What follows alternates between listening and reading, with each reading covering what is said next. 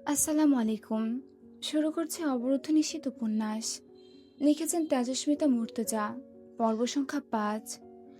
ঝিরঝিরে বৃষ্টি নেমেছে বাইরে। হামজা এলো রাত ১১টার দিকে। দোতলার সিঁড়িতে ছাতা বাঁধিয়ে রেখে ভেতরে ঢুকলো। রিমি বসেছিল স্বামীর অপেক্ষায়। দোতলার সদর দরজা দিয়ে ঢুকতেই একপাশে ডাইনিং রুম, তার আরেক বিভাজনে বসার ঘর। রিমি উঠে এগিয়ে গেল স্বামীর দিকে। হামজার হাত থেকে ওয়ালেট, ফোন এবং ভেজা হাতঘড়িটা নিয়ে জিজ্ঞেস করলো, এত দেরি হলো কেন? হাতে কি হয়েছে আপনার? ভিজেছেন কেন? ছাতা ছিল না সাথে? সাদা পাঞ্জাবিতে কাদার ছিটে। হামজা সব কথা এড়িয়ে তা ঝাড়তে ঝাড়তে বলল, একটা গামছা দেওয়াকে। রিমি বুঝলো কোনো কারণে মেজাজ থমকে আছে আপাতত লোকটার। বাকি সময় যে হই হই করে তাও নয়। গামছায় মাথা মুছতে মুছতে তরুকে ডাকলো হামজা। তরু, এদিকে আয়। তরু বেরিয়ে এলো। কি হয়েছে বড় ভাই? তুলিকে ডাক। হাত মুখ ধুয়ে পাঞ্জাবের বোতাম খুলতে খুলতে এগিয়ে গেল টেবিলের দিকে। রিমি রান্নাঘরে ছুটল। তরু ফিরে এসে আস্তে করে বলল, ভাই, আপু আসতে চাইছে না, খাবে না। তুই খেতে বস। শাহানা এসে রিমিকে ভাতের পাত্র আনতে ইশারা করে বসলেন হামজার পাশে। বললেন, ওই বাদর ফিরবে না? কত রাত হলো, বাড়ি ফিরে কখন সে? হামজা গামছায় মাথা মুছতে মুছতে বলল, যখন ফেরে প্রতিদিন তখনই ফিরবে, আপনি বসুন। তা কেন ফিরবে? তুই শাসন করার বদলে আশকারা দিয়েই দিন দিন বেয়ারা বানাইছে সুরে। নির্বাচনের ঝামেলা এগিয়ে এসছে, এখন একটু ব্যস্তই থাকবে। এই নিয়ে ঘ্যান ঘ্যান করার কি আছে? জয় ছোট বাচ্চা না আম্মা, ওকে নিয়ে টেনশন করতে হবে কেন? আপনি বসুন। শরীর ভালো আপনার? ভালো। ভাত তুলে দিলেন শাহানা হামজার প্লেটে। একটু নিচু স্বরে জিজ্ঞেস করলেন, নির্বাচন আসতেছে বুঝলাম, তোরা কি করতেছিস কিছুই মাথায় ঢুকতেছে না আমার। তোর বাপটা আবার আসবে কখন? প্লেটে হাত নাড়তে নাড়তে বলল হামজা, মাথায় না ঢুকে যদি ভালো থাকা যায় তাহলে আর ঢোকানোর চেষ্টা করবেন না। লবণ দিন। বাবা থানায় গেছে, চলে আসবে। গেছে বুঝলাম, আসবে কখন? আপনাকে খেতে নিতে বললাম, ওষুধ খাবেন খেয়ে। হঠাৎ চমকে উঠলেন শাহানা। থানায়? আবার থানায়? মাইয়া মরল তো মরল, আমার বাড়ির মানুষগুলোর ফ্যাসাদে ফেলে রেখে গেল। হামজা বিরক্ত হয়ে তাকালো। আহ আম্মা, এই আলাপ কেন? বাবা যদি থানা কাচারি না ঘুরবে তো মেম্বার হয়েছে কেন? জনগণের সমস্যায় এগিয়ে যাওয়া বাবার কাজ। কাজ করছে সে। থানায় গেলেই তো আর গ্রেফতার হয়ে যাবে না। আর গ্রেফতার হবেই বা কেন? এরপর গলা উঁচিয়ে রিমিকে ডাকল। রিমি। রিমি লেবু কেটে এনে দাঁড়ালো। হামজার প্লেটে দুটো শসা ও লেবুর টুকরো তুলে দিল। হামজার ভেজা চুলে আঁচল নেড়ে চুল মুছে দিল। পাঞ্জাবের কলারটাও ভেজা। রিমি তা গুটিয়ে দিয়ে গিন্নির মতো চেয়ারের পাশে দাঁড়িয়ে রইল। অসময়ের বৃষ্টিপাত। শীত চলে আসার পর বৃষ্টি নেমেছে আজ প্রকৃতিতে। আরও একটা ডিম তুলে দিলেন শাহানা ছেলের পাতে। হামজার ডিম খুব পছন্দ। মাঝে মধ্যেই প্রেশার হাই হয়ে যায় এই বয়সেই। তবুও কোনো কিছুতেই মান্নি করতে দেখা যায় না তাকে। হামজা খেতে খেতে রিমিকে বলল, খেয়ে নাও, সবাইকে আলাদা করে বলতে হবে। তরু বারবার পানি খাচ্ছিল। হামজা বলল, এত ছটফট করছিস কেন? আরাম করে খা। তুলি আপু আসছে না বড় ভাই? আচ্ছা তুই খা। শাহানা বললেন, রিমি, তুমি খাইতে বসো, তুলিকে জয় এসে খাওয়াবে নে। রিমি খেতে বসলো না। এখন খেতে বসলে চলবে না। হামজা গোসল করবে, বিভিন্ন প্রয়োজনে দরকার হবে। বলল, আপনারা খেয়ে নিন, আপনার ওষুধ খেতে হবে। আমি আর তুলি আপু পরে খাবো নে। জয় ভাই আসুক, সকলে একসাথে খাবো। খাওয়া শেষ করে গোসলে ঢুকলো হামজা। রিমি লুঙ্গি নিয়ে দাঁড়িয়েছিল বাথরুমের আধ খোলা দরজার বাইরে। হামজা লুঙ্গি পরে এসে বসলো বিছানায়। চুল থেকে পানি পড়ছে এখনো। প্রতিদিন রাত দুপুরে গোসল করার প্রয়োজনীয়তাটা কি? ঠান্ডা লাগে না এই লোকের নাকি? বোঝে না রিমি। তামাটে গায়ের রঙে পুরো চামড়ার হৃদ্রপুষ্ট দেহি পুরুষটিকে দেখল যে ক্ষণকাল রিমি। কোনোদিন ভালোভাবে মাথা মুছে আসে না, পরে রিমির মুছিয়ে দিতে হয়। শুকনো তোয়ালে এনে মাথাটা ভালো করে মুছতে মুছতে বলল রিমি, একটু যত্ন নিলে কি হয় নিজের? এত উদাসীন কেন আপনি? অত যত্ন করার কি, তুমি আছো তো করতে। বিয়ে করার একটু ফায়দা হোক। কড়া চোখে তাকালো রিমি। হামজা কপালের উপর টোকা মারল একটা। রিমি বলল, হাত কেটেছে কি করে, এখনো কিন্তু বলেননি। আবারও বলছি, নিজের খেয়াল রাখবেন। হাতটা টেনে ধরে কোলে বসালো রিমিকে হামজা। শাড়ির লুটিয়ে পড়ে থাকা আঁচল কাঁধে তুলে দিয়ে প্যাট সহ কোমর জড়িয়ে ধরল।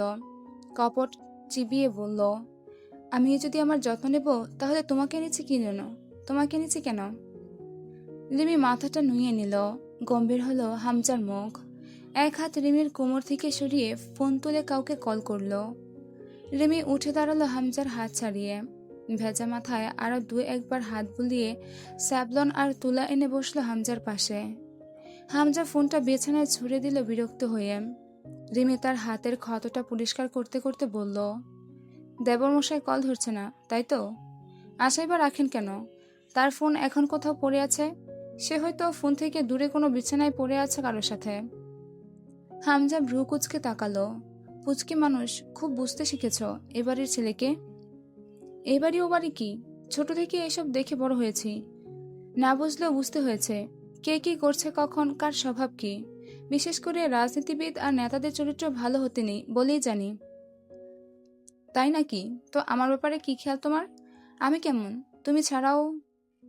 হামজার হাতের ক্ষততে খামচে ধরল রিমি। জানে মেরে ফেলবো একদম। চেনেন তো আমার বাপ ভাইদের, কেটে ছিঁড়ে খাওয়াবো তাদের দিয়ে। হামজা হেসে ফেলল, হাতের দিকে তাকালো। যে ক্ষততে মলম লাগাচ্ছিল এতক্ষণ সযত্নে, সেখানে খামচে ধরে আছে। রক্ত বের হচ্ছে নখের আঁচড়ে। হামজা কিছু বলল না। তার চোখে দুষ্টু হাসি খেলা করছে। তা খেয়াল করে দাঁত খিচে জিদের সাথে বলে উঠল রিমি, আর জয় ভাইয়ের ব্যাপারে খুব ভালোই জানি। রিমি জানে হামজা জয়ের ব্যাপারে খারাপ কথা সহ্য করতে পারে না। কাজ হলো ওর কথায়। হামজার মুখের হাসি মিলিয়ে গেল। অন্য কোথাও তো থাকতে পারে, কিন্তু কোনো বিপদেও তো পড়তে পারে। তার আর কি বিপদ হবে? সে নিজেই একটা আস্ত বিপদ মানুষের জন্য, বিশেষ করে মেয়ে মানুষের জন্য। জয়ের ব্যাপারে রিমির এসব তেরসা উক্তি শুনতে ভালো লাগছিল না হামজার। গম্ভীর হলো, তোমার ওপর কোনোদিন খারাপ নজর দিয়েছে? না, তা দেয়নি। তাহলে? রিমি তাকালো হামজার কঠিন হয়ে আসা মুখটার দিকে। হাতে অ্যান্টিসেপটিক লাগানো শেষ করে উঠে দাঁড়ালো। হামজা বলল, জয় দুষ্টু, বেপরোয়া, অসভ্য, সেসব সত্যি, কিন্তু মিথ্যাবাদী বা বিশ্বাসঘাতক নয়, জানো তো? রিমি কথা বলল না। হামজা হাত ধরে টেনে এনে পাশে বসালো ওকে। এরপর চট করে পা টান করে শুয়ে পড়ল রিমির কোলে মাথা রেখে। চোখ বুঝে বলল, কথা বলছো না কেন? আমার চেয়ে জয় ভাইয়া বেশি ইম্পর্টেন্ট আপনার কাছে, তা জানি, কিন্তু কেন? হামজা চুপচাপ শুয়ে রয়ে চোখ বুঝে। জবাব না পেয়ে রিমি জিজ্ঞেস করল, হাত কেটেছে কিভাবে? দেয়ালে ঠেস লেগেছিল। দেয়ালে ঠেস লাগলে এভাবে হাত কাটে না। ভ্রু উঁচিয়ে তাকালো হামজা। হুঁশিয়ারি করছো আমার সঙ্গে? ইন্টারেস্টিং। তো বলো, দেয়ালে ঠেস লাগলে কিভাবে হাত কাটে? তা জানি না, তবে মানুষ অথবা লোহা পেটাতে গিয়ে এভাবে হাত কাটে, সেটা জানি। কি পিটিয়ে এলেন? আমার পেশা দুটোই। পেটানো? হ্যাঁ। নতুন কি? আমি তো ভদ্রলোক নই রিমি। রিমি খানিক মাথা ঝুঁকালো নিচের দিকে। হামজার চাপদারিতে হাত বোলাতে বোলাতে ধীর কণ্ঠে বলল, কদিন বাদে আপনি হবেন মেয়র, এরপর মেম্বার অফ পার্লামেন্ট। আমি হব তার ঘরণী। আব্বু বলতো, রাজনীতিবিদদের বউদের বড় রাজনীতিবিদ হতে হয়, তবেই না চলবে সংসার, জানেন?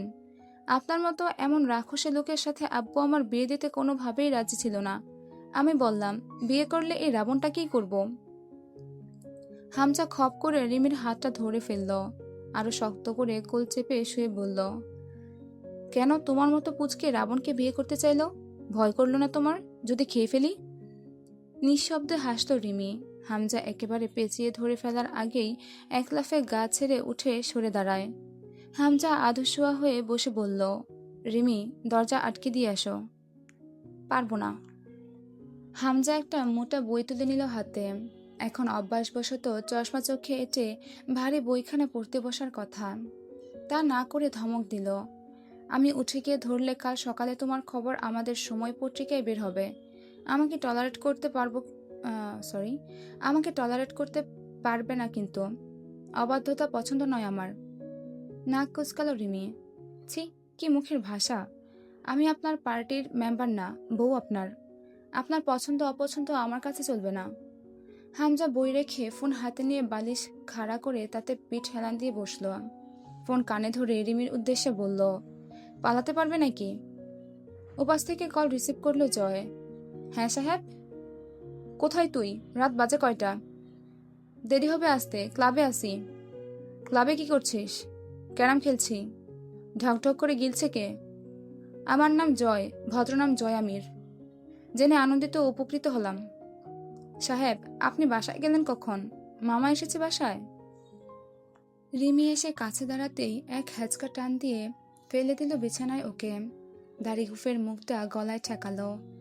এক হাতে রিমিকে শক্ত করে বিছানার সাথে চেপে ধরে রেখে অপর হাতে ফোন কানে ধরে বলল, আসেনি এখনো? তাড়াতাড়ি বাড়ি আয়। দুপুরের পর পৌরসভার কাজ ছিল, যাসনি। আমার হাতে থাপ্পড় খাসনি বহুদিন। ঘণ্টাখানেকের মধ্যে বাড়িতে পা পড়ে যেন, নয়তো থাপড়ে তেরামি সোজা করে দেব। কলটা কেটে দিল জয়। হামজা রিমির দিকে তাকিয়ে বলল, স্বামীর খ্যাতমতে গাফিলতি করতে নেই, জানো না? এই অবাধ্যতা মেনে নেব না আমি। রিমি হামজার খোলা পেট খামচে ধরল। জয়কে এত প্রশ্রয় দেন কেন আপনি? ওকে খারাপ করার পেছনে শতভাগ হাত আপনার রয়েছে। এটা কি ওর ভালো চাওয়া, নাকি ওকে ধ্বংস করা? হামজা রিমির ঠোঁটের এক কিনারায় আলতো একটা চুমু খেয়ে বলল, ধ্বংস আর সৃষ্টির মাঝে যে দেয়ালটা, তা খুব মসৃণ রিমি। বলতে পারো মুদ্রার এপিট ওপিট। পদার্থ একই, শুধু পাশ বিপরীত। জয় স্বাধীনচেতা ছেলে। ও জীবনকে যেভাবে এনজয় করতে চাচ্ছে, আমি ওকে সেভাবে চলতে বলিনি। ও যা করে শুধু বাধা দিতে ইচ্ছে হয় না ওর কোনো কিছুতে।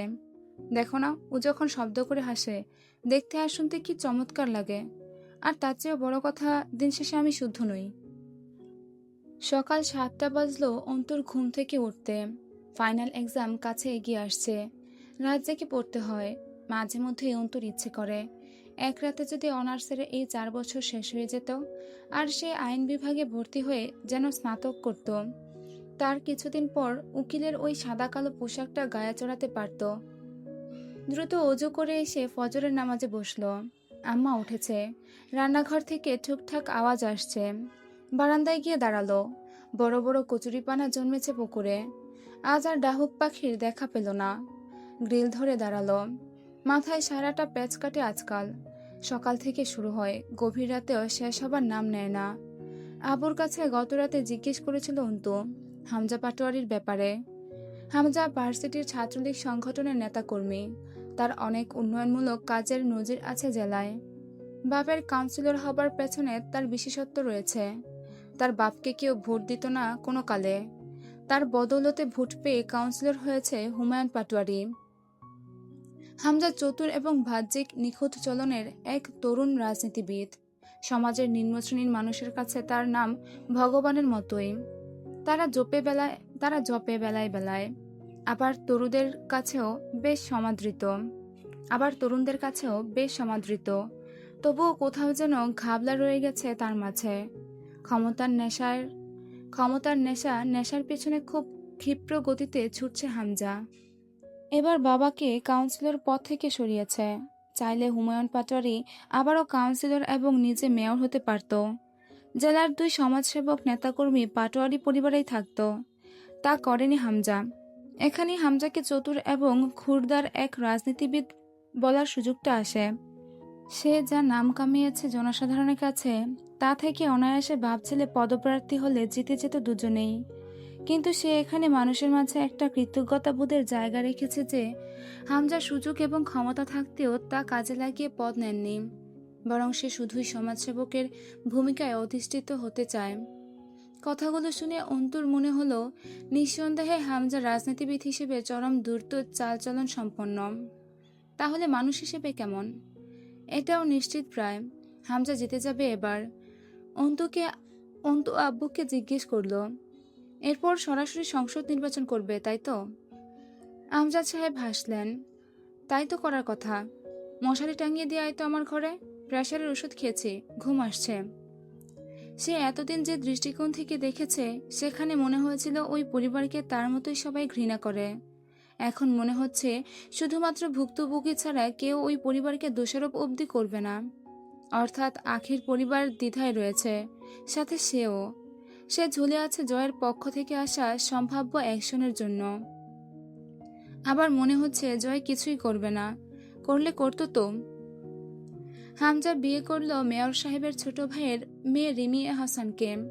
মেয়র ভাই ফারুক হাসানের সঙ্গে কিসের এক আলোচনা বৈঠকে গিয়ে প্রথম দেখে রিমিকে পছন্দ হয়েছিল। তরুণ নেতাকর্মী হিসেবে ভালো নাম এবং প্রতিপত্তি তো কামিয়েছে হামজা এই বয়সেই। তার নাম খারাপ করার জন্য আছে একজন, যাকে সে খুব যত্নে পালছে, জয় আমির, হামজার ফুফাতো ভাই। জয়ের বেপরোয়া কার্যক্রম সকলের কম বেশি জানা, তবুও সে ভার্সিটির ছাত্রদলের লিডার। কেন, কিভাবে, এটাও ভাবার বিষয়। তা যদি ছাত্রদের কাছে জিজ্ঞেস করা যায়, তারা সমন্বয়ে স্বীকার করবে। তাদের নেতাকর্মীকে খুব পছন্দ তাদের। জয় ভালো লিডার তাদের। তার চঞ্চলতা এবং দুষ্টুমি ছাড়া আর কিছু একটা অবর্ণনীয় রয়েছে, যেটা আকর্ষণীয়। দায়িত্ব জ্ঞানহীন বলা চলে না। রাজনীতি কাজকর্মে যেমন ষোলোয়ানা, দুষ্ট কাজেও সে ব্যাপক পারদর্শী। সামনেই পৌরসভা নির্বাচন আসছে। বাপের বদলে হামজা নির্বাচনে অংশ নেবে, এই রব মুখে মুখে উঠে গেছে।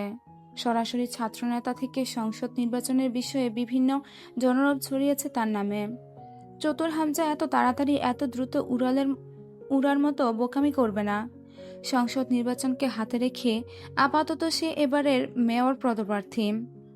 অন্তর রাজনৈতিক বিষয়াদিতে আগ্রহ ও বিদ্বেষ দুটোই সমান। সাথে রয়েছে সমাজ নিয়ে ভাবনা চিন্তা।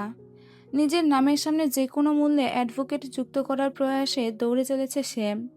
তার জন্য তার সমাজ, রাষ্ট্র, অপরাধ, কূটনীতি, রাজনীতি, সুনীতি, দুর্নীতি সব জানা চাই, সব। কাউন্সিলর সাহেব চাঁদনিকে বলেছিলেন টাকা নেবেন। সেদিন রাতেই সেই টাকা কেউ বা কারা এসে লুটে নিয়ে গেল। এর মধ্যে কাউন্সিলর এবং তার ছেলে হামজার হাত রাখাটা অসম্ভব নয়। তবে কেউ যদি নিজেকে আবাস ছেড়ে উঠতে না চায়, টাকা দিয়ে বিকৃত বাসভূমি ফেরত নিতে চায়, তাহলে তার বিনিময়ে এত জঘন্য প্রতিদান কোনো সুস্থ মানুষ দেবে না। হুমকি দিতে পারত, তুলে নিয়ে গিয়ে আটকে রেখে শর্ত দিতে পারত। অথচ অমানসিক বর্বরতা একটা মেয়ের সাথে। আসলে ঘটনা কি? গেট দিয়ে সরাসরি ঢুকে সমাজবিজ্ঞান বিভাগটা পড়ে এক পাশে একটু ভেতরে। গাছপালায় ছেয়ে আছে বিল্ডিংয়ের আশপাশের চত্বরটা। কেউ একজন পেছনে এসে খুব কাছে দাঁড়িয়ে তার নাম ধরে এমনভাবে ডাকলো যেন বহুদূর থেকে গলা উঁচিয়ে ডাকছে। ম্যান পারফিউমের কড়া গন্ধটা। চমকে উঠে ছিটকে দূরে সরিয়ে দাঁড়ালো অন্তু। আরমিন? ডাকটা শুনতে এমন লাগছে যেন বহুকালের পরিচিত এবং ডেকে অভ্যস্ত জয়। অন্তু নির্বাক চোখে চেয়ে দেখল। খুব কাছে এসে দাঁড়ালো জয়। কুত্তা দেখে ভয় পাও দেখছি সিস্টার। ছ্যাঃ, আমি কাহিনী ঠিক বুঝলাম না। একদিন কুকুরকে সিনিয়রের সংজ্ঞা শেখাও, আরেকদিন ভয়ে কুকড়ে যাও, ব্যাপার কি? অন্তু জবাব দিল না। জয় ঘাড় বাঁকা করে দেখল অন্তুকে, যেন ওর মুখে খুব মনোযোগ দিয়ে কিছু খুঁজছে। জবাব দিচ্ছ না কেন? ইচ্ছে করছে না। জয় বুকের ডান পাশে হাত চাপল। ঠুকছ ডিয়ার? উফ, পেইন। কবির কানে কানে বলল, ভাই, হৃৎপিণ্ড বামে থাকে। আমারটা বিশাল বড় হে শালা, বামে ডানে ছড়িয়ে ছিটিয়ে একাকার। চুপ থাক। কবির কপাল ঠুকল। অন্তুর মুখের ওপর নজর আটকে হেসে ফেলল চট করে জয়। জানো, আমি সিংহ বা বাঘ নই। খপ করে থাবা দিয়ে শিকার ধরি না, কারণ আমি বাহাদুর না। তোমার ভাষ্যমতে কুকুর আমি। কুকুরের অনেকগুলো স্পেসিফিক স্বভাব থাকে, তার মধ্যে একটা হলো ছ্যাঁচড়ামি। আমি কুকুরের সেই স্বভাবের অনুসারী। কৌশলে ধীরে সুস্থে নির্লজ্জতার সাথে ধরব তোমায়। তুমি ঝরঝর করে ঝরে পড়বে। বুঝতে পারিছ? অন্তর বুকটা কাঁপল। জয়ের মুখের নির্বিকার ওই হাসি গায়ে কাটা দিচ্ছে। শান্ত স্বাভাবিক স্বরে বলছে কথাগুলো। লোকে জয়কে পাশ কাটাচ্ছে, সালাম ঠুকছে, কেউ হাত মেলাচ্ছে। আমার এলাকায় গিয়েছিলে কেন সেদিন? যেখানে বাঘের ভয় সেখানে সন্ধে হয়। এবারেও জবাব দিল না অন্তু। জয় অন্তুর দিকে ফিরল। কেন গিয়েছিলে? অন্তু কথা বলল না। সুন্দর দৃষ্টি মিলিয়ে তাকালো জয়। সুন্দর করে বলল, ইচ্ছে করছে একটানে তোর নেকআপটা খুলে ছিঁড়ে ফেলি শালি। ধৈর্যের পরীক্ষা দিতে খুব কাঁচা আমি। কেন গেছিলি ওইদিকে? ধৈর্যতে মানল না জয়ের কথাটা। এত আত্মমর্যাদাহীন হওয়ার সাহস নেই অন্তর। নিজের ধিক্কারে মরে যাবে সে। গেছিলাম, কি করবেন? ফাঁসি দেবেন অথবা রেস্ট্রিকশন দেবেন? আমি কি কি করতে পারবো না পারবো? কেমন করে যেন হেসে ফেলল জয়। ছি, তা দেব কেন?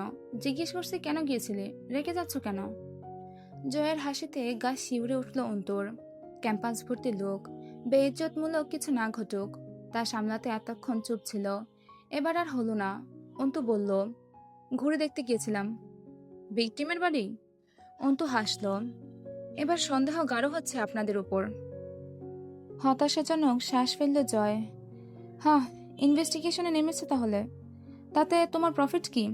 আর আমাকেই বা দোষী করতে চাইছো কোন সুখে? আচ্ছা, বাদ দাও সেসব। বলো, সন্দেহ সত্য হলে কি করবে? কিছুই করার নেই? নিশ্চয়ই আছে, কিন্তু কি করার আছে? অন্তু দৃঢ় চোখে চেয়ে বলল, সৃষ্টিকর্তাকে ভয় করুন, তিনি ছেড়ে দেন না। জয় মাথার উপরে হাত তুলে আলস্য ভঙ্গিতে বলল, ডরেও তো না, আছে তো সৃষ্টিকর্তা না?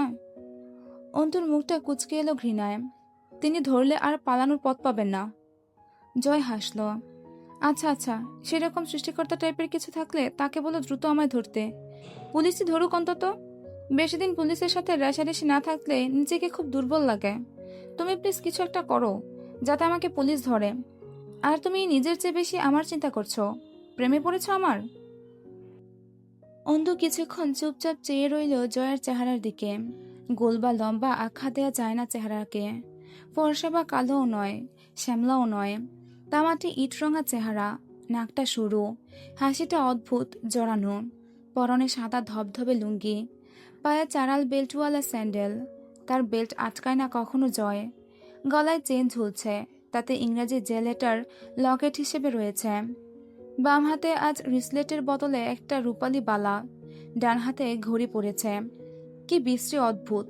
চুলগুলো ফ্রেঞ্চ কাট সুবিন্যস্ত, অথচ জয়ের আজব মুগ্ধ হবার মতো চেহারা এবং গরনে অন্তর ঘেন্না উতলে এলো।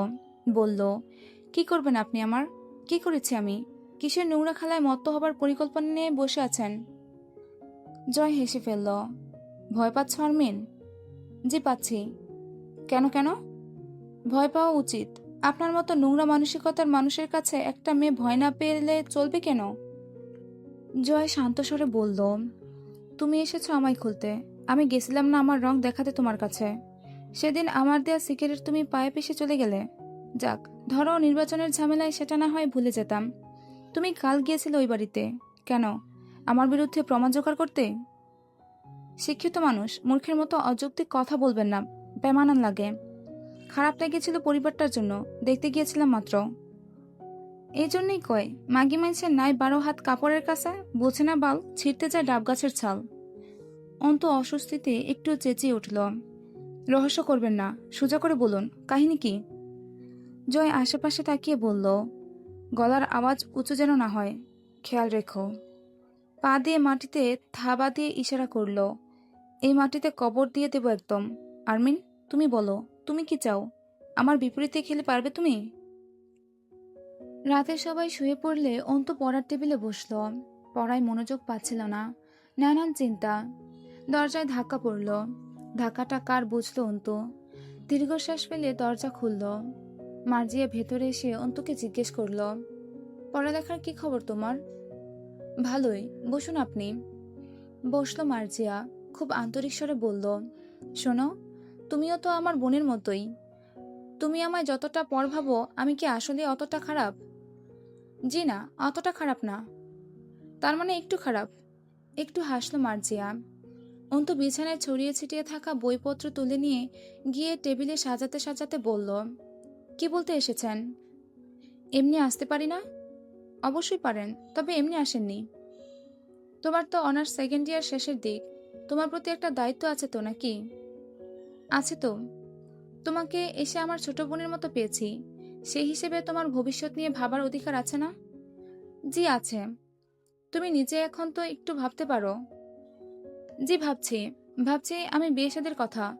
মনের মতো পেলে বিয়ে করে নেব। আপনি এত টেনশন করবেন না ভাবি। মার্জিয়া এক পলকের ব্যবধানে চেতে উঠল।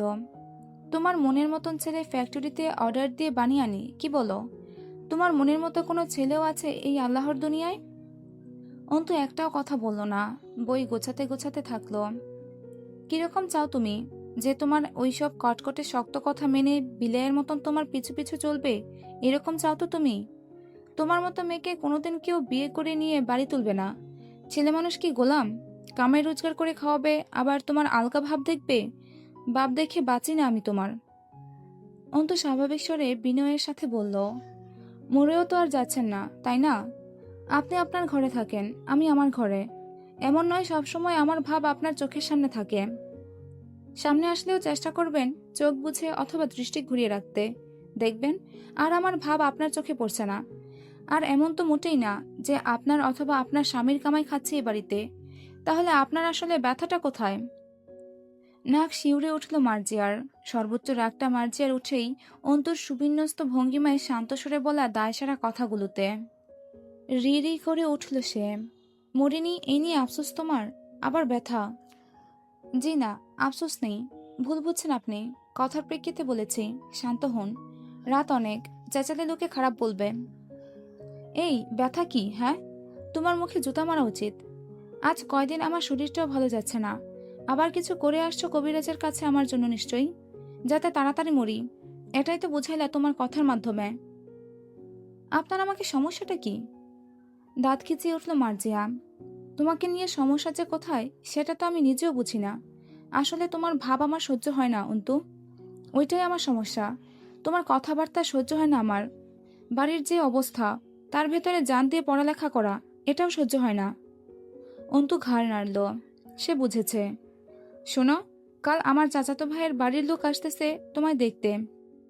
যদি কোনো উল্টোপাল্টা করো আর আমি বাপের বাড়ি চলে যাই, তোমার ভাই যে তোমাদের শান্তি রাখবে না, সেটা জেনে রেখো। ভাই আমাদের কিছু বলবে না ভাবি, আপনাকে গিয়ে নিয়ে আসবে ও বাড়ি থেকে। দিনকাল ক্রমাগত খারাপের দিকে যাচ্ছে। চারদিক সংকটময়, সংকীর্ণ হয়ে উঠছে। ভাবির আচরণ দিন দিন রহস্যময় আর আরো উগ্র হয়ে উঠছে। আমজাদ সাহেব খুব গম্ভীর আর শীতল মানুষ। শিক্ষিত ব্যক্তিটার ব্যক্তিত্ব প্রখর। তাতে দাগ না লাগাতে তিনি সব করবেন। অন্তু কথা বলে, অথচ আমজাদ সাহেবের নীরবতার মাঝেই যেন যত তেজ নিহিত। কাল আব্বুর কাছে একজন পাওনাদার এসে বসে থেকে গেছে ঘণ্টাখানেক। আব্বু লোকটাকে বেশ তোষামোদ করছিল, যেটা আব্বুর আত্মমর্যাদার খেলাপি অনেকটাই। লোকটার মুখে সন্তুষ্টি নেই, অথচ আব্বু ক্রমাগত চেষ্টা করছিল লোকটাকে একটু খুশি করার। দুটো দিন সময় চেয়ে নেবার। ভালো লাগেনি অন্তর। আখির কথা মাথায় এলো আবার। এভাবেই সময় চেয়েছিল নিশ্চয়ই আখির পরিবার। আচ্ছা, আখির এই বিভৎস অবস্থার পেছনে এছাড়াও কি আরো কিছু আছে? ঘর থেকে বেরিয়ে এলো। তার পাগল পাগল লাগে আজকাল। না, এভাবে এতটুকুতেই হয়রান হলে তার পাশে অ্যাডভোকেট উপাধি মানাবে না আগামীকালে। তাকে সবকিছুতে স্বাভাবিক থাকার ক্ষমতা অর্জন করতে হবে। সে চেষ্টা করছে তাই। আখির ডেড বডির কথা মাথায় আসলেই ভেতরে ভেঙে চুরে আসে। মাথায় ভয়াবহ চাপ পড়ে। প্যানিকে সে জড়ো হয়।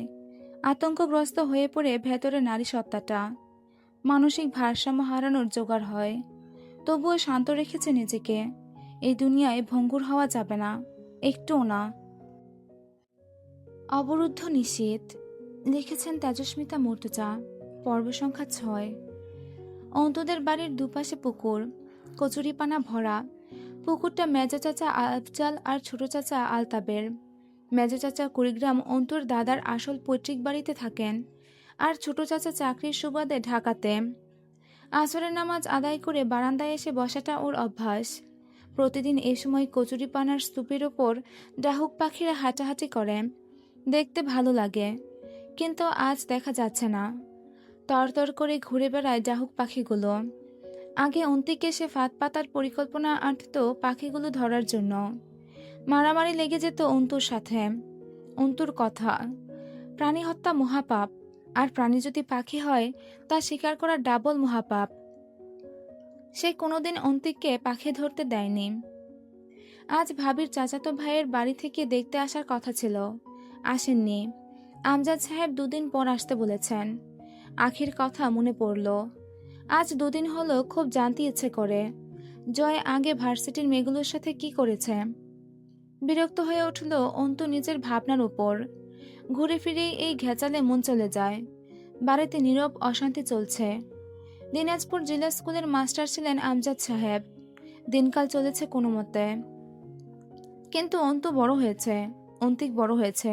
সেই অবস্থায় বাড়ি না করলে নয়। বাবা হিসেবে শিক্ষা ও সাধ্যমতো যোগ্যতা ছাড়া বিশেষ কিছু দিতে পারেননি। অন্তিক যদিও বা জিদ ও ঝামেলা করত, অন্তু সেইটুকুও করেনি কোনোদিন ছোটবেলা থেকে। আব্বু শখ করে কষ্ট করে কিছু দিতে চাইলে হাসি মুখে তা বলার অভ্যাস। লাগবে না আব্বু, এই জিনিস আমার পছন্দই না, আর প্রয়োজন তো নাই। সেক্ষেত্রে বাপ হিসেবে আমজাদ সাহেবের কর্তব্য নয় কি সন্তানকে অন্তত একটা উপযুক্ত বাসস্থান দেয়া? শেষ পর্যন্ত এই তো বছর দুয়েক আগে ধার ধানা করে এবং কিছু গোছানো টাকা দিয়ে দোতলার কাঠামো তুললেন।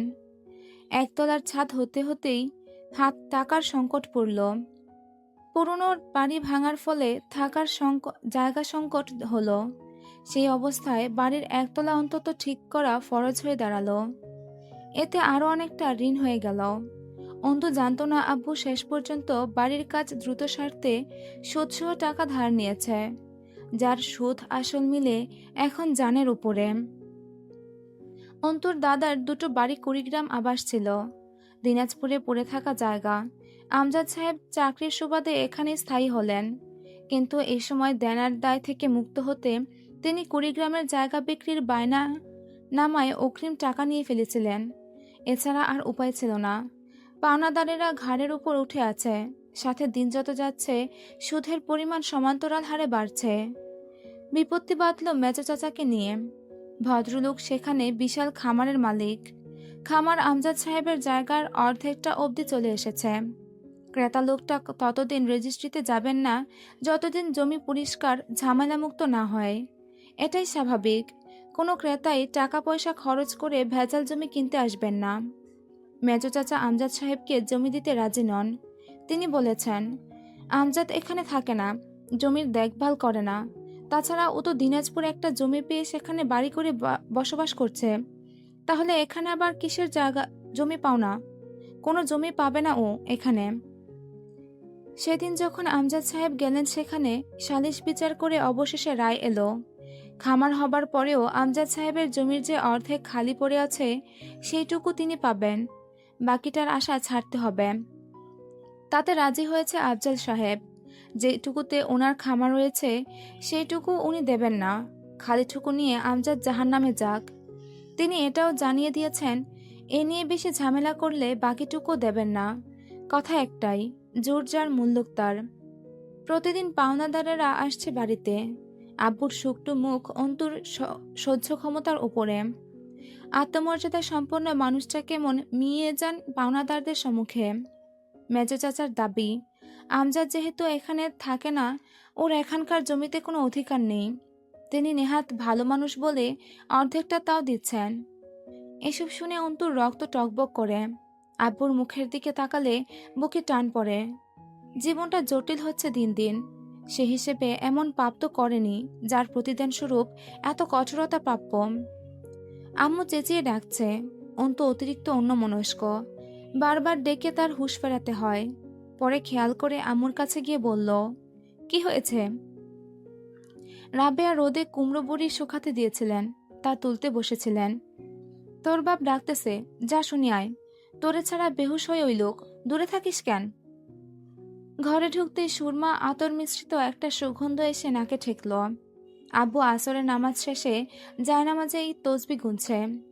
অন্তু এগিয়ে গিয়ে মেঝেতে বসতে গেলে আমজাদ সাহেব বাধা দিলেন। তুই বিছানায় বস, আমি এই বসাতেই মাগরিব পড়ে উঠব। আজ আর মসজিদে যাব না, শরীর খারাপ। অন্তু কথা শুনল না। আপু নিচে বসে থাকলে সে কিভাবে পা তুলে পা ঝুলিয়ে বিছানায় বসতে পারে? আব্বুর পাশে পা গুটিয়ে মেঝেতে বসে পড়ে জিজ্ঞেস করল, শরীর ভালো তোমার? ভালোই তো, আমার আর কি হবে, আলহামদুলিল্লাহ। শুদ্ধতম চেহারা, এক থুতনির চাপদারিতে হালকা পাক ধরেছে। মেহেদির রং তাতে আভিজাত্য ঠেলেছে। গভীর চোখ, পুরো ঠোঁটের বিশালদেহী মানুষটা।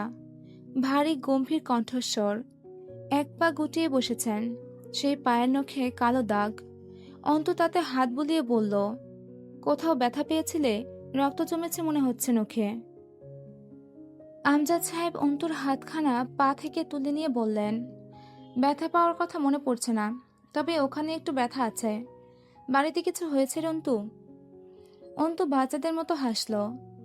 সব ঠিকঠাক। কি হবার কথা ভাবছ? প্রেশার হাই হলে সুখ লাগে তোমার? আমজাদ সাহেব গম্ভীর স্বরে বললেন, তুই আমার মা না, আমি তোর বাপ। হুঁশিয়ারি করছিস আমার সঙ্গে? অন্তু হেসে ফেললো আবারও খানিকটা। করতেই পারি, তুমি ওল্ড জেনারেশনের লোক, তোমাকে ঘোল খাওয়ানো কোনো ব্যাপার নাকি আমার কাছে? আমজাদ সাহেব বললেন, বিয়ে সাথী করবি না তাই বলে? অসহায় মুখে তাকালো অন্তু। তুমিও আব্বু? কাকে বিয়ে করব? ভাবিনা না ছেলেকে, নাকি আমার কাছে আসা ঘটকের পাত্রদের মাঝে কোনো পুঁজিবাদী বর্বরকে? আমজাদ সাহেব কিছু বললেন না। অন্তু আনমনে বলল, আব্বু, সামনের দিনগুলো খুব খারাপ যাবে, তাই না? আমজাদ সাহেব চোখ মেলে তাকালেন। তোকে বলেছি কোনো কিছুতে পাতা দেয়া যাবে না। জীবন একটা চক্র রে অন্তু। সোজা ভাষায় বললে বৃত্ত। কোনো এক বিন্দু থেকে একই রেখা বরাবর যতটা আগে এগোবি, রেখাতে চক্রাকারে ঘুরে সেই প্রথম বিন্দুটা ঠিক তত নিকটে আসতে থাকবে। ঠিক যেমন রাত যত গভীর হয় সকাল তত নিকটে আসে। কষ্টের যত গভীরে ঢুকবি, সুখ ঠিক ততটুকু কাছে আসবে। সুখের ক্ষেত্রেও তাই। সুখের মাঝে যতটা মজে যাবার সুযোগ পাওয়া যাবে, দুঃখকে ঠিক ততটা কাছে কল্পনা করে প্রস্তুত থাকতে হবে। কিছুই চিরস্থায়ী নয়। অন্তু অভিভূতের ন্যায় চেয়ে রয় আব্বুর দিকে। পঞ্চাশোর্ধ্ব মানুষটা অন্তুকে প্রতিক্ষণে মুগ্ধ করতে তৎপর। চোখের শীতল আভিজাত্য চাহনি, মুখের শুদ্ধতম গাম্ভীর্য। অন্তু শুধায়, সুখ কি আব্বু? আমজাদ সাহেব বললেন, সুখ কেবল এক কল্পিত তত্ত্ব। দুঃখের সাপেক্ষে আপেক্ষিক বৈপরীত্যের কল্পিত তত্ত্বকে সুখ বলে। অর্থাৎ শতভাগ দুঃখের মাঝ থেকে যতটুকু দুঃখ বিয়োগ হবে, ওই বিয়োগফলটাই সুখ। আর কেউ দুনিয়াতে শতভাগ দুঃখী নয়। অন্তু জিজ্ঞেস করে, আব্বু, মেজো কাকার সাথে ঝামেলায় না জড়িয়ে আম্মুর বাপের বাড়ির জমিটা বিক্রি করে পাওনাদারের দিতে পারো না? জানা নেই কি হবে ওখানে। কাকা ভালো মানুষ না। উনি যে কোনো রকমের বিশ্রী তামাশা করতে দুবার ভাববেন না। প্রতিদিন পাওনাদারের এই ঘুরোঘুরি আমার চোখে লাগছে খুব। আমজাদ সাহেব স্মিত হাসলেন। আমার লাগছে না? অন্তু সপ্রভিত স্বরে বলল, আমি জানি আমার চেয়ে বেশি লাগছে, আর সেটাই পেরে দিচ্ছে আমাকে। তুমি কেন সহ্য করছো এসব? আমুর দত্তরের জমিটা। আমজাদ সাহেব ডেকে উঠলেন, অন্তু, অন্তু, তোর মাকে যেদিন বিয়ে করে আমার ঘরে নিয়ে এসেছিলাম, সেদিন প্রতিশ্রুতিবদ্ধ হয়েছিলাম তোর মায়ের বাকি জীবনের সমস্ত ভার আমি বইব। তার খাবার, কাপড়, থাকার জায়গা, চিকিৎসা, সবের দায়িত্ব আমারই, তাই না? তাহলে সেই দায়িত্ব পালন করতে গিয়ে যদি ঋণ করি, সেই ঋণ পরিশোধের দায় কার? তার বাপের বাড়ি থেকে সে কি পেয়েছে না পেয়েছে সেটা দেখার আমি কে? কতটুকু যুক্তিযুক্ত তা? যতদিন বেঁচে আছি অন্তত ততদিন তো না। এমনকি মরার পরেও তো একটা ব্যবস্থা করে যাওয়া আমার কর্তব্য। তা পারবো কিনা জানা নেই। তাহলে তার ভরণ পোষণে খরচ করা টাকার ঋণ তার বাপের কাছে পাওয়া জমির পয়সায় কি করে পরিশোধ করি? এমনিতেই তাকে জীবনে ভালো তো রাখতে পারিনি আমি। এমন কিছু রেখেও যেতে পারবো না যা দিয়ে আমার অবর্তমানে তার খুব চলবে। তখন ঠিক ওই জায়গা বিক্রি করেই চলতে হবে হয়তো তাকে। এটা আমার কর্তব্যে খেলাপি না? মরার পরেও কর্তব্যের হেরফের হবে। বেঁচে থাকতেও যদি তাই করি। আমজাদ সাহেব একটু থেমে আবার বললেন, আমি তোর মায়ের কাছে এমনিতেও ঋণী, খুব ভার এই ঋণের। আমার ছেলের উপর সেই শখ আমি রাখতে পারি না যে সে তার মা আর তোকে দেখবে। অন্তু হাসল। ছেলের উপর ন্যায্য ভরসা রাখাকে শখ বলছে এই লোক। মানুষটা ব্যাপক অদ্ভুত আত্মসম্মানী। তিনি আবার বললেন, আগামী দিন বিচার আছে, আশা রাখা যায় ভালো কিছুই হবে। গ্রামের মাতব্বররা আবার সালিশি ডেকেছে। জমি পেয়ে যাব, বিক্রি হয়ে যাবে, পাওনাদার আর আসবে না, তুই চিন্তা করিস না। আর কথা বাড়ায় না অন্তু। রাবেয়ার ভাগ্য নাকি কোনো নেকের ফল। মূর্খ সরল সহজ নারীটা তার আব্বুকে কোন কপালে পেয়ে গিয়েছিল? কি করলে এমন কাউকে এই শেষবেলায় এমন শক্তিমান ছায়ার মতো পাওয়া যায়? হুট করে অন্তুর ভেতরে অদম্য এক শোক অথবা আকাঙ্ক্ষা জাগল। তার জীবনে এমন কেউ কি আসতে পারে না? ভাবি জিজ্ঞেস করে, তোমার কেমন সঙ্গী চাই? ভাবি বা আম্মা বোঝে না, তার একজন এমন কর্তব্যপরায়ণ পুরুষ চাই। যে একরাশ প্রশান্তি এবং এক বুক আত্মমর্যাদার চাদরে মোড়ানো। এক মুঠো নিঃস্ব সুখ হবে। সম্পদ ছাড়া তার কাছে সব থাকবে। একটু অবাক হলো নিজের ভাবনায়। সম্পদ ছাড়া? উত্তর এলো হ্যাঁ। সম্পদ ছাড়া যে পুরুষের কর্তব্যপরায়ণ তারা স্বর্গীয়। এই তো আব্বু সংকটেও যে এমন সব কাব্যিক কর্তব্যের বর্ণনা দিয়ে নিজের অর্ধাঙ্গিনীকে নিয়ে মেয়ের কাছে। মাগরিবের আজান হলো।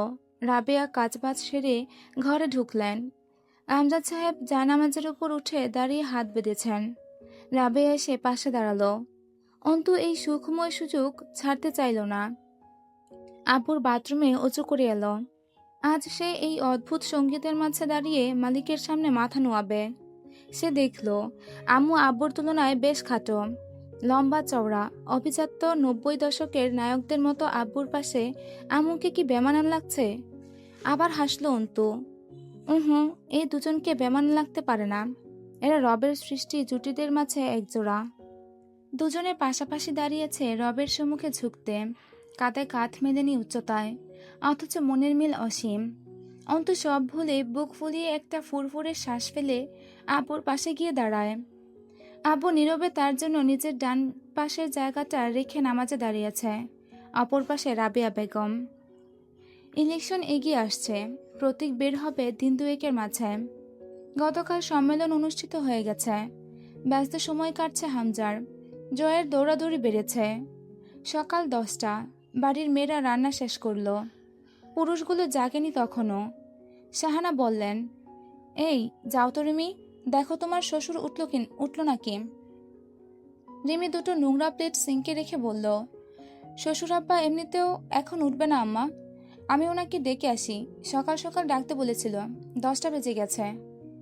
রিমি বের হওয়ার সময় তরু ঢুকলো রান্নাঘরে। শাহানা তরুকে জিজ্ঞেস করলেন, জয় উঠেছে? তরু মাথা নেড়ে না জানিয়ে ভাতের গামলাটা নিয়ে ডাইনিং টেবিলের দিকে গেল। রিমি রুমে ঢুকে জানালার পর্দা ঠেলে কাজ সরিয়ে দিল। হামজা উপর হয়ে শুয়েছিল। মুখ কুচকে নড়েচড়ে উঠল। কি করছো রিমি, পর্দা টেনে দাও। ঘুম জড়ানো পুরুষের কণ্ঠস্বর এতটা মোহনীয় হয়, তাকে জানে এরা। নিজের মনে আওড়ালো রিমি। তার চেয়ে বয়সের পার্থক্য একটু বেশি লোকটার, অথচ রিমির লোকটাকে একটুও ভয় করে না, সংকোচ হয় না, খারাপ লাগে না। দাড়িগোঁফ বেড়েছে লোকটার, নিজের যত্নে গাফিলতি করছে ব্যস্ততায়। 3/4 প্যান্ট পরনে শুয়ে থাকা এই লোককে তার পার্টির ছেলেরা এভাবে দেখতে কি নেতা মানবে? ছোট যুবকের মতো লাগছে। নেতাবাবু, আপনার নির্বাচন তো ফুরিয়ে গেল, উঠুন জলদি, আমার আর মেয়রের বউ হওয়া হলো না। চোখ খুলে তাকালো হামজা, চোখের কোণে লালচে হয়ে আছে। তুমি খুব ক্ষমতালোভী বউ। আমার লোভ নেই তোমার, আছে আমার নেতাগিরির লোভ, আর এর ফলে আমার হাতে তোমার গর্দান যেতে পারে যে কোনো সময়। রিমি বসলো হামজার উড়ুর উপর, অহংকারী ভঙ্গিতে গলা জড়িয়ে ধরল হামজার। এরপর কানের কাছে মুখ নিয়ে আস্তে করে বলল, ঠিক ধরেছেন, ক্ষমতাহীন পুরুষ আমার কাছে মৃত খরগোশের সমান। বাপ ভাইদের দাপট করে বেড়াতে দেখে বড় হয়েছে আমি। পৌরসভার সাবেক মেয়রের ভাইয়ের মেয়ে আমি। আব্বু উপজেলা চেয়ারম্যান, তাদের এক কথায় জেলা কাঁপতে দেখেছি। বউ হয়ে এলাম যার ঘরে, তার কথায় যদি এড়িয়ে না কাঁপে, ভেতরটা সন্তুষ্ট হবে কি দিয়ে? যখন এসেছি আপনার হয়ে, তখন আপনি কেবল ছিলেন ছাত্রলীগের নেতাকর্মী। ধীরে ধীরে আপনার উন্নতি দেখব, সাথে আমার পদবীরও। এই আশাই তো প্রতিটা বেলায় গুনছি। নয়তো সেদিন আপনিই কেন, কারণ সম্ভাবনা আছে আপনার মাঝে। আব্বুর বয়স যাচ্ছে, চাচা রিটায়ার নিয়েছে নিজে থেকেই, কার ক্ষমতায় বুক ফুলাবো আমি? আপনার নেতাবাবু। তোমাকে সবসময় শাড়ি পরতে বলেছি না? রিমি উঠে দাঁড়িয়ে বিছানা থেকে হামজার টি শার্ট কুড়িয়ে নিল। হামজা বলল, আমার একটা পাঞ্জাবি বের করে দাও, তাড়াতাড়ি বের হতে হবে। জয় উঠেছে নাকি? জয় কোনো সময় ঘরের দরজা আটকে ঘুমায় না। রাতে তার টাল হয়ে পড়ে থাকার অভ্যাস আছে যেহেতু, ওই অবস্থায় কবির বা মিলন ওকে ধরে কোনো মতে রুমের সামনে পৌঁছে দিয়ে চলে যায়। হামজার চোখে পড়া যাবে না। তরু রুমে ঢুকলো। রুমটা অন্ধকার হয়ে আছে। না ডেকে আগেই আলো জ্বালালে এক্ষুনি উঠে থাপ্পড় মারতে পারে একটা। লুঙ্গি পরনে, আর শার্টটা পরে আছে দরজার ডান পাশে ঝুড়ির উপর, সেখানে ঝুলছে সেটা। হাতঘড়ি এখনো হাতেই, ওয়ালেট নিশ্চয়ই পকেটে। তরু বিছানার পাশে গিয়ে ঝুঁকে বসলো। আলগোছে হাত ঘড়িটা খুলল, পকেট থেকে ওয়ালেট বের করলো। নাকে দুর্গন্ধ এসে ঠেকছে জয়ের মুখ থেকে। পুরো ঘরেও একটা ভ্যাপসা গন্ধ ছড়িয়েছে। উঠে দাঁড়িয়ে বোতল খুঁজলো, পেল বেডসাইড টেবিলের এক পাশে বাঁকা হয়ে পড়ে আছে। জয় ভাইয়া, শুনছেন? সকাল হয়েছে, ডাকছে আপনাকে হামজা ভাই। জয়। জয় চোখ বুঝেই উঠে বসলো। এক কাপ কড়া করে চা বা ব্ল্যাক কফি আন, শালার হ্যাংওভার কাটছেই না। জয় তরুকে কি চোখে দেখে জানা নেই তরুর। সবসময় আদেশ, ধমক, ভয়ের উপর রাখে। জয়ের আচরণ খিটখিটে। তরু বেশ ছোট জয়ের, হামজার খালার মেয়ে তরু। জয় সেই হিসেবে তরুর খালার ননদের ছেলে। জয়ের যে দায়িত্বশীল একটা লুকানো আচরণ প্রকাশ পায় তরুর ওপর, সেটা তরু দেখেছে খালি। বিভিন্ন সময় বিভিন্ন জায়গা থেকে ঘুরে আসার সময় তরুর জন্য যা চোখে লাগে কিনে আনে, দেখে হাতে দেয়। মন খারাপ থাকলে কাছে রাখলে ধমকে জিজ্ঞেস করে, মুখ থুবড়ে আছিস কেন, জামাই মরছে? এবার ঢাকা থেকে ফেরার পথে দুটো তাঁতের শাড়ি এনেছিল সাথে করে। একটা রিমিকে দিয়েছে, আরেকটা তরুর। তরুর ঝুমকো দুল খুব পছন্দের, সাথে দুজোড়া কালচে রঙা দুলও ছিল। মাথা ব্যথা করলে মাথা টিপে দেওয়া থেকে শুরু করে মাঝে মধ্যে অসুস্থ জয়ের পাশে সারা রাত জেগে সেবা করার দায়িত্বটুকুও তার। কোনোদিন ভুল করে বসেনি জয়। ভুল হবার আগেই ছিটকে সরিয়ে দিয়েছে তরুকে। অসুখের ঘুরেই কখনো কখনো রুম ছেড়ে বের হয়ে গিয়েছে হোটেলে নিজেকে শান্ত করতে। তরু জানে না নিজের শারীরিক চাহিদার খাতিরে জয় তাকে কাছে টানলে সে জয়কে ঠেলতে পারত কিনা। ভাবলেই একটা শিহরণ ছড়িয়ে যায় দেহ মনে। জয় ব্রাশে টুথপেস্ট লাগিয়ে ফোন টিপতে টিপতে তুলির রুমে ঢুকলো। বালিশে হেলান দিয়ে পা টান করে বসে আছে তুলি। জয়কে দেখিও দেখল না। বিছানায় বসে কম্বলটা ফেলে দিল মেঝেতে। না ফেলে দিব্যি বসা যেত। রাতে খেয়েছিস? তা জেনে তোর কি, এখন যা, কথা বলতে ইচ্ছে করছে না। তুলির গম্ভীর চেহারা। কি আশ্চর্য আশা তোর, তুই বললি আর জয় তা মেনে চলে গেল। ইচ্ছে থাকলেও যাব না, কারণ তুই যাইতে বলতেছিস। এখন তারামি না করে যা তো জয় রুম থেকে, ভালো লাগছে না। আর তো কারো ভাতারের সাথে ঝামেলা হয় না, রাইট? তোর মতন এমনি ঢ্যাং ঢ্যাং করে বাপের বাড়ি এসে ছ্যাঁচড়ার মতো পড়ে থাকে না তারা। বিছানার ওপর থেকে একটা কুশন তুলে ছুঁড়ে মারল তুলি। আমার বাপের বাড়ি, আমি এসেছি, তোর কি? তুইও তো বাপের সম্পত্তি ফেলে এসে মামার বাড়িতে পড়ে আছিস ছ্যাঁচড়ার মতো। হাসলো জয়। আমি কি তোর মতো স্বামীর সাথে কামড়াকামড়ি করে অসহায় হয়ে এসে উঠেছি? বাপের অগাধ সম্পত্তি পড়ে আছে, তারপরেও তোর বাপের এই ছোট লোক মার্কা ঠেঙ্গি বাড়িতে এসে পড়ে আছি। তোর বাপ মা এমনি আমারে পীর বুঝে কেন সিস্টার? আমি মরলে কোন বানেগা করপতি? একটা লাথি মারি তোর ঘাড়ের উপর, তার আগে বের হ আমার রুম থেকে। মন মেজাজ ভালো নেই এমনিতেই। তোর রুম? এটা তোর রুম কেমনে? সেই কবেই তো তোরে কালটি মারছে মামা। তুলি করুণ দৃষ্টিতে তাকালো জয়ের দিকে। আমার ভালো লাগছে না জয়, তো আমি কি করব? ক্ষণকাল বাদে তুলির কণ্ঠস্বর কাঁপল। আমার মেয়েকে কোল থেকে কেড়ে রেখে বলে, তুই যেখানে যাবি যা, মারা খা গিয়ে। আমার মেয়ে যাবে না তোর মতো খানকির সাথে। আমি সেই বাড়িতে কিভাবে আবার যাব জয়? জয়ের অভিব্যক্তি পরিবর্তন হলো না। এখন এদিক ওদিক তাকিয়ে জিজ্ঞেস করল, মামাকে বলেছিস? আব্বুকে কি বলবো, আরো চিন্তা করবে। সামনে ইলেকশন, এখন আমার ঝামেলা কি করে চাপাই তার উপর। সাহেব জানে? হামজা ভাই অল্প জানে। কি চাইতেছিস তুই এখন? মাথা নিচু করলে তুলি। আমি কি চাইবো? আমার ছোট্ট মেয়েটাকে দেখি না কতদিন হলো, কিভাবে আছে কিছু জানি না। কান্নায় ভেঙে পড়ল তুলি। জয় বিরক্ত হয়ে ধমকে উঠল, এই থামা। প্যান প্যান না করে কাহিনী কি? সকাল সকাল তো আর কেউ কেউ শুনতে আসিনি আমি ঘুম কামাই করে। তুলি সুন্দরী, শরীরের বিভিন্ন স্থানে কালশিটের দাগ বোঝা যাচ্ছে। দেহের রং ফর্সা হবার ফলে আরো বেশি বোঝা যাচ্ছে। ফর্সা মুখের উপর চোখের নিচে কালি খুব চোখে বিঁধছে। জয় গম্ভীর হলো। কি হয়েছে? কিছুক্ষণ সময় নিল তুলি। কাঁদছে না। জয় তার দুঃখ শুনে সমবেদনা জানাবে না, না সান্ত্বনা দেবে। নরম সুরে আদরে কণ্ঠে বোঝাবেও না। তবুও সকল দুঃখ শোনার দাবিদার সে। বাসি পেটে ঘরের মধ্যে সিগারেট জ্বালিয়ে মন ভরে টানছে আর হাঁটু দুলাচ্ছে। তুলি অনেকক্ষণ চুপ থেকে বলল, যা এখান থেকে। সীমান্তর নাম্বারটা দে। না দরকার নেই, আমি কথা বলে নেব, তুই শান্ত হ, মিটিয়ে নেব আমি। আচ্ছা আর কাচ্ছি না, জয় জয় তাকালো তুলির দিকে। এখন ছাটিয়ে দুটো চড় মারতে দ্বিধাবোধ করবে না জয়। সেই সভ্যতা বা আদব নেই ওর মাঝে। হোক বড় বা ছোট, হাত উঠে যায় খুব সহজে। তুলি নম্বর বলল। ফোনে তুলল নাম্বারটা জয়। উঠে দাঁড়িয়ে বলল, খেতে আয়। আমার এখন খিদে পাইনি, পরে খেয়ে নেব, তুই খেয়ে বের হ। জয় বের হয়ে যেতে যেতে বলল, দ্বিতীয়বার আর কাউকে ডাকতে আসবে না।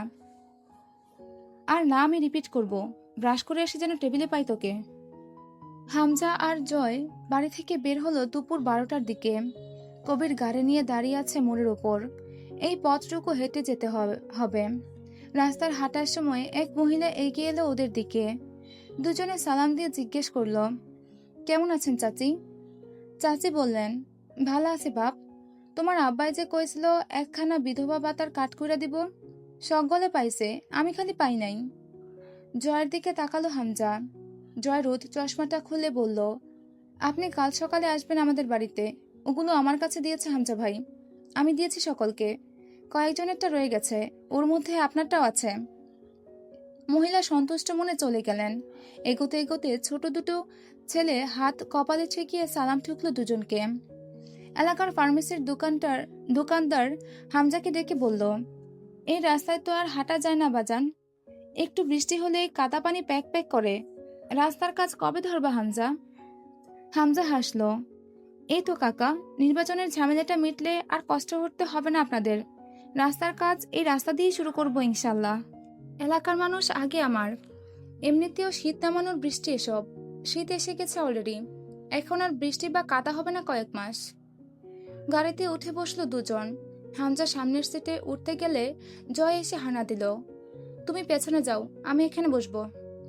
হামজা বিরক্ত হয়ে বলল, আমাকে বিরক্ত করতে জন্মেছিস তুই এই জন্মটা, তুই বড় হবি না এই জীবনে। চান্স নাই ব্রো, কথা না বলে পেছনে যাও তো, রোদে গা পড়তেছে আমার। গাড়ি চলছে মেন রোড ঘেঁষে। হামজা জিজ্ঞেস করলো, সেদিন তোদের গাড়ির কি হয়েছিল শুনলাম? জয় গম্ভীর হলো, কার জানি চুলকানি উঠছে মনে হয় আমার নিয়ে, একটু মলম লাগানো দরকার, তবে তার আগে হারামির বাচ্চার ঘা খুঁজে পাওয়া দরকার। হামজা গাড়ির কাজ টেনে দিয়ে বলল, বাবাকে আবার ডেকেছিল থানায়, এরপর থানায় ডাকা হলে তুই সঙ্গে যাবি। মাথা ছাকালো জয়, অসম্ভব, ওই পুলিশওয়ালাদের এক একটা মশার কয়েল টাইপ প্রশ্নে আমার মাথা 550 ডিগ্রি সেন্টিগ্রেড গরম হয়, হাঙ্গামা হবে আমি গেলে। হামজা মুখ শক্ত করলো, শুয়োরের বাচ্চা, মার খাবি। বলি সবসময় মাথা ঠান্ডা নিয়ে চলবি। রাজনীতি একটা কৌশলগত চক্র, সেখানে তোর এই ওভার টেম্পার মাথার জন্য জীবনে তোর উন্নতি হবে না, সাথে আমি তো রোজ ডুবছি। আমার? থেমে গিয়ে দাঁত খেঁচল, আমার সামনে আমার বদনাম করতেছো তুমি? হামজা চট করে হেসে ফেলল, আমি তোর পেছনে। কবির হেসে উঠল। সিটে মাথা ঠেকালো জয়। চোখ বুজে জিজ্ঞেস করল, গন্তব্য কোথায় সাহেব? মেয়র সাহেবের বাড়ি যাচ্ছি। জয় দেহটা এলিয়ে দিল সিটে। মারির দাঁতের আগায় জিহব্বা ঘুরিয়ে হেসে মাথা ফেরালো পেছনে। ছেলে বড় হয়েছে ভাই, রাত হলেই ক্ষুধা লেগে যায় শরীরে, তোমরা একটা ব্যবস্থা করছো না। কবির জিহব্বা কামড়ালো, লজ্জা শরম কোন হকারের কাছে বেচে বাদাম খাইছেন ভাই? আপনার কি ব্যবস্থা করবে হামজা ভাই? 12 থালায় খাওয়া লোককে একটা বিয়ে দিলে পোষাবে? বিয়ে করবে তুমি? লাইফটাকে এখনো চেস করার আছে, এত সকালে বলি হওয়া ঠিক না। হামজা সিগারেট ধরালো, তুই আসলেই মেয়েবাজি শুরু করেছিস জয়, আমার বিশ্বাস হয় না। কবির হু হু করে হাসলো হামজার নাটকে।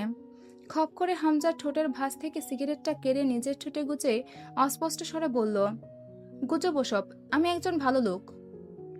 তরুর ব্যাপারে ভেবেছিস কখনো? হুট করে গাড়ির কাজ তুলে এসি অন করে দিল জয়। হামজা তৎক্ষণাৎ একটা থাবড়া মারল জয়ের কাঁধে। মারার আরো বহু প্ল্যান আছে, এভাবে মরলে পাপ বেশি হবে তোর। কেসে উঠল হালকা। জয় বলল, তাই বলে তরুর দিকে নজর গেল তোমার? তুই আগে জানালার কাছ নামা, শ্বাস আটকে মরে যাব, ধোয়া জমে গেছে ভেতরে, ঠান্ডাও লাগছে। সিটে মাথা এলিয়ে দিল জয়। মরলে লাভ সবচেয়ে বেশি আমার, এবার মেয়র পদ আমার কনফার্ম। তোমার পাশের জানালা খোলো বল। কবিরকে বলল, এসি অফ কর। কবির আচমকা ব্রেক কষল। জয় নেমে দাঁড়ালো।